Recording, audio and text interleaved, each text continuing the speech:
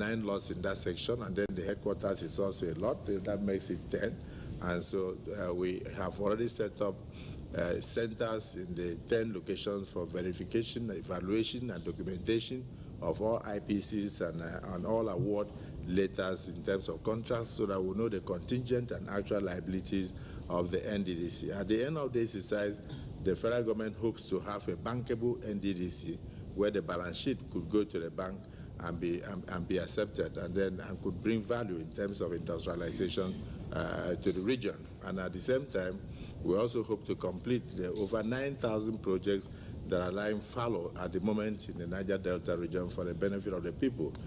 In January 2020, the President, in another bold step, officially informed the Senate of the decision to vet the books of the NDDC.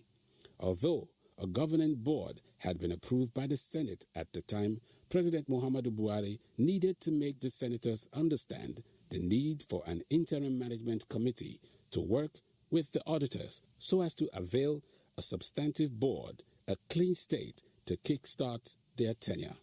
To ensure a seamless operation, the President on 19 February 2020 approved the enlargement of the Interim Management Committee consisting of Professor Kimebra Dikumo Daniel Ponde as Acting Managing Director, Ibanga Basi Etang as Acting Executive Director of Finance and Administration, and Dr. Cairo Ojogbo, Acting Executive Director Projects, with Caroline Nagbo and Cecilia Bukola Akintomide as members. Additionally, President Muhammadu Buhari on March 10th inaugurated the Advisory Committee of the NDDC, made up of 9 governors of the Niger Delta states. 2 additional members, the Minister of the Niger Delta Affairs and the Minister of the Environment Ministry, were added with the charge by the Presidency for them to bring responsible leadership to bear on the affairs of the Commission. The Presidential Monitoring Committee will report to me and will be chaired by the Minister of Niger Delta Affairs. Its members are drawn from various MDAs and will focus on monitoring operations and activities of the Commission. In the same vein, the inauguration of the Niger Delta Development Advisory Committee today is in line with the provision of Section 11(1) of the NDDC Establishment Act. This committee is charged with the responsibility of advising the board and monitoring its activities. The advisory committee comprises the 9 governors of the Niger Delta region. The Minister of Niger Delta Affairs, Senator Goswill Obot Akpabio, who is also the Supervising Minister for the Niger Delta Development Commission, during the inauguration formalities, had tasked the enlarged Interim Management Committee to cooperate with forensic auditors to audit the operations of the Commission as directed by President Muhammadu Buhari. Heeding the call of duty and in consonance with the huge confidence reposed in the Interim Management Committee by the Presidency and other critical stakeholders, the Ponde-led crack team had hit the ground running in the onerous task of sanitizing the operations of the agency. We need to change from the way things are done. There will be a radical review of quite a number of things, especially those that have been done wrongly. I don't know about quality assurance or quality improvement in the Niger Delta Development Commission. I want to believe it exists, because you must have measurable performance indicators in every unit and in every department. On Tuesday, 21st of April, a new angle was introduced into the probe of the Commission with the invitation of the Economic and Financial Crimes Commission, EFCC, to be part of the forensic audit being undertaken by the Interim Management Committee. It is believed that the injection of fresh blood and new ideas into the operations of the Commission is already beginning to yield tangible benefits aimed at refocusing the Niger Delta Development Commission on the path of progress for a better overall service delivery. The unfolding scenario would see the EFCC availing the Commission of its status reports on all its investigation reports on cases involving the interventionist agency. This is a courageous step in the probe process, which could send jitters into the spines of the defaulting contractors and the cartel that had routinely preyed on the fortunes of the Niger Delta Development Commission. Apart from inspiring hope in the heart of stakeholders, the move is also sending a strong warning signal to the errant contractors and those who were opposed to the forensic audit that it may not be business as usual anymore. It would appear that the time to give account has come, perhaps sooner than expected. I'm the executive director of projects. I took my time. We have to verify. We have to inspect them.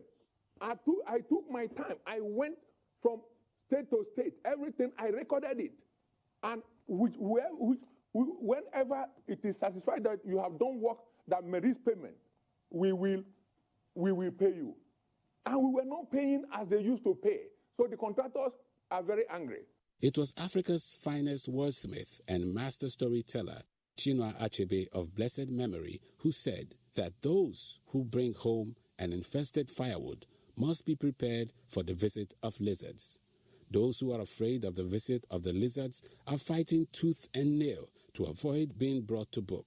I state categorically, without fear of anybody, that the 2019 budget was frustrated for personal reasons of some people in the National Assembly, and also the unwarranted probes that they have gone to bring up is to make mockery of the forensic audits.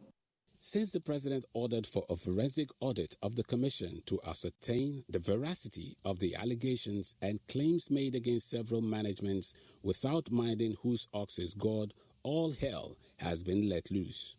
Whether the people of the Niger Delta benefit or not is not their concern.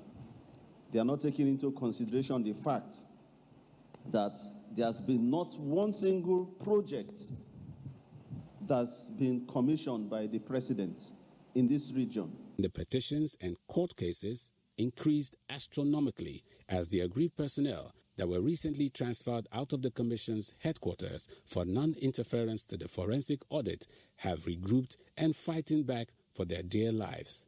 When the IMC came in with a mandate to drive the forensic audit, you must be well aware that they will have enemies. You know, there are people who have unjustly benefited from this system who will be brought to book, and then the people fighting back. The aggrieved personnel are fighting back through sponsoring of agitations, protests, and engaging professional propagandists to ridicule the good vision of President Muhammadu Buhari of repositioning the Commission for greater efficiency. Their aim is to distract and or distort the forensic auditors, call for the scrapping of the Interim Management Committee, and get the Commission back to its old ways of doing things. Kandor went to LNG, statutory payment from LNG, and claimed that they were the ones who initiated the payment, which is not true. And Kandor belongs to a member of the National Assembly, Senate of the National Assembly. And the letter here says that they collected $28 million and then exchanged it for $360. As at that time, the exchange rate was not $360, and the central bank was exchanging it for $225 naira per dollar. And at the end of the day, they asked for 20% of the $28 million, and they were paid. They wanted to continue. Senator Akpabio said, no, this is a fraud against Nigeria. And heavens were let loose. They claim that this is the money they use to work in the National Assembly and in Abuja. If there is going to be a contest in the National Assembly, this is where, according to the chairman, this is where